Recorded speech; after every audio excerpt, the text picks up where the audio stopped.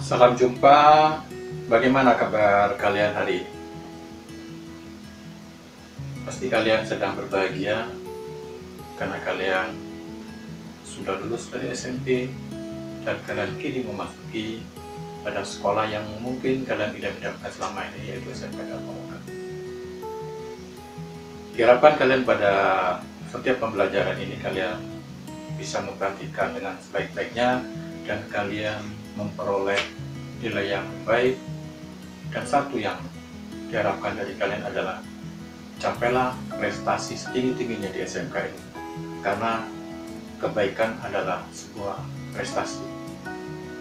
Oke, pada materi pembelajaran kali ini kalian akan belajar bahasa Indonesia, yaitu tentang mengidentifikasi laporan hasil observasi.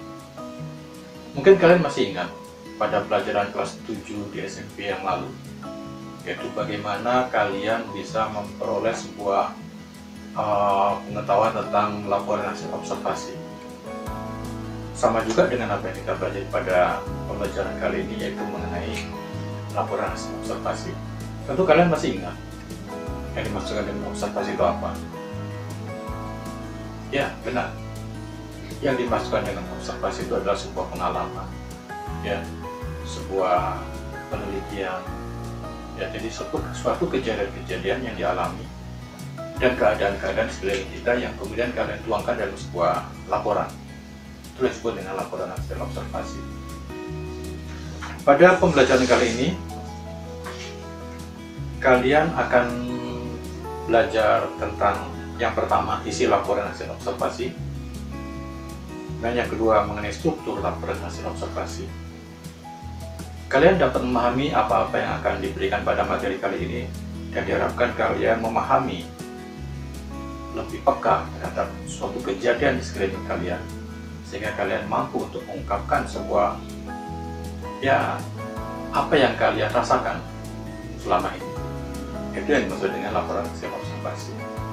Kemudian pada pembelajaran kali ini, yaitu tujuannya adalah yang pertama, yaitu setelah mempelajari kegiatan pembelajaran pertama ini, kalian diharapkan mampu mengidentifikasi laporan hasil observasi, ya, mampu mengidentifikasi.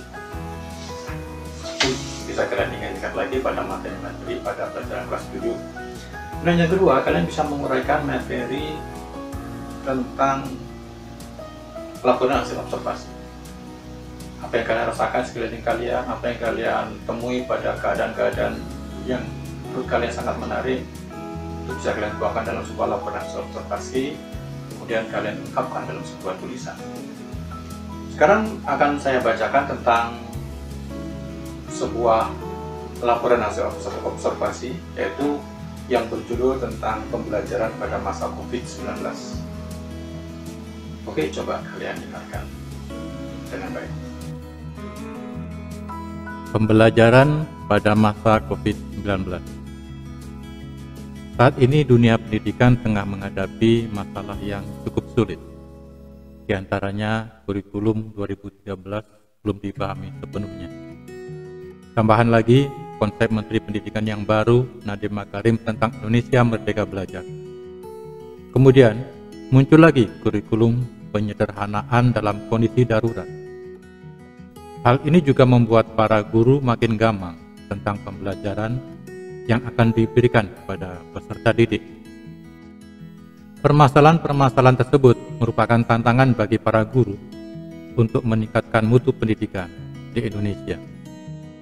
Kini, tantangan para guru bertambah lagi dengan wabah COVID-19, Coronavirus Disease 2019 yang tak kunjung usai. COVID-19 merupakan bencana nasional yang telah ditetapkan oleh pemerintah karena penyebaran virusnya sangat cepat dan menyebabkan kematian.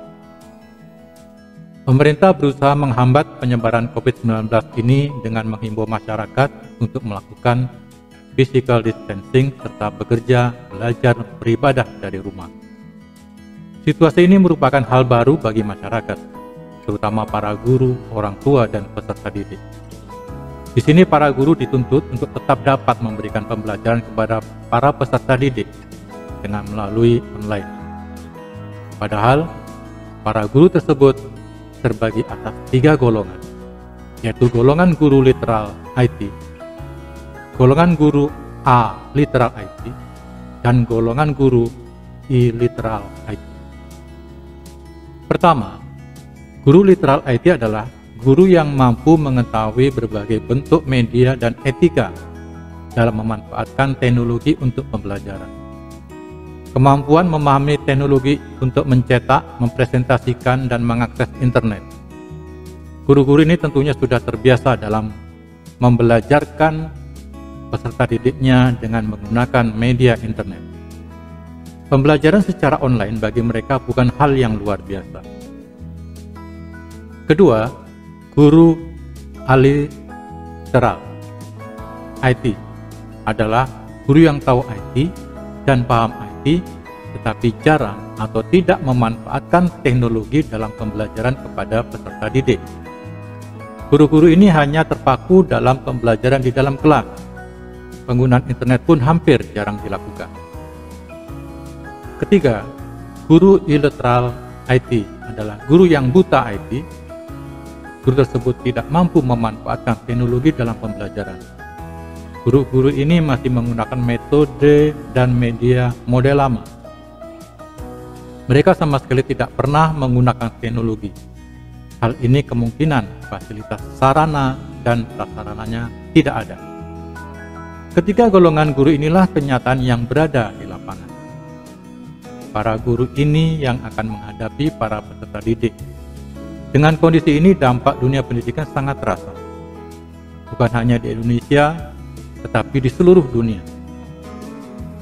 Dunia pendidikan, organisasi pendidikan, keilmuan, dan kebudayaan PBB UNESCO menyebut hampir 300 juta siswa di seluruh dunia terganggu sekolahnya dan terancam hak-hak pendidikan mereka di masa depan.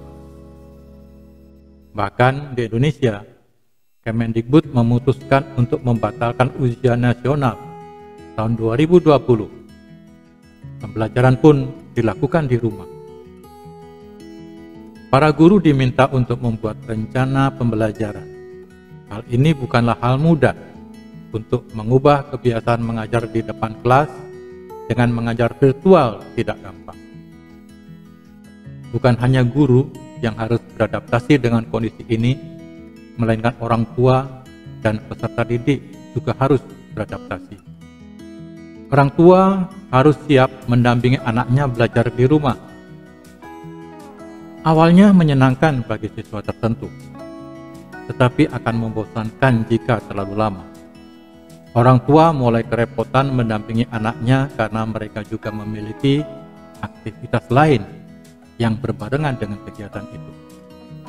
Pembelajaran tidak lagi menyenangkan bagi peserta didik, tetapi sebaliknya mereka jenuh dan bosan. Mereka rindu ke sekolah, akan tetapi pandemi ini dapat diambil manfaatnya, yaitu kesiapan guru dalam kondisi apapun dan kreativitas guru dalam pembelajarannya kepada peserta didik. Guru-guru diharapkan tidak hanya memberikan tugas dan tugas kepada peserta didik sehingga membuat mereka stres. Guru juga harus dapat mengubah kebiasaannya dalam mengajar. Sebelumnya, guru terbiasa mulai mengajar dari konten kemudian proses. Karena kondisi ini, pembelajaran pun harus disesuaikan. Guru harus terbiasa mulai mengajar dari proses, baru kemudian kontennya. Hal ini membutuhkan pelatihan untuk para guru.